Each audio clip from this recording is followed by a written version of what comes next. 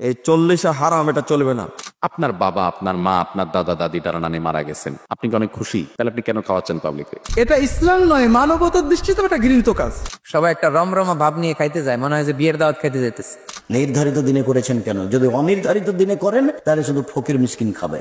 আল্লাহ রাসূল কি বলছেন? ওয়া ইতামু তাম, খানা খাওয়ানোটাই হলো জান্নাতে যাওয়ার আমল। মাইয়ের যদি এর ওপর রাজি থেকে গিয়ে থাকে বা ওসিয়ত করে দিয়ে থাকে, এই গুনাহতে মৃত ব্যক্তি ও শরীক হবে। আপনি যদি কবরওয়ালা মানুষটিকে আযাব দিতে চান, তাহলে তার নামে একটা 40 করে দেবেন, আগুন জ্বলা শুরু হয়ে যাবে। কেউ কেউ এটাকে সুন্নত বলেছেন, তবে সেটা মুসলমানদের সুন্নাহ না, সেটা ফেরাউনের সুন্নাহ।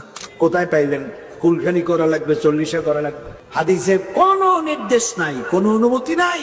শ্রীমত ভগবত গীতার 64 নাম্বার শ্লোকে আছে কোরআন হাদিসের কোনো অস্তিত্ব নাই।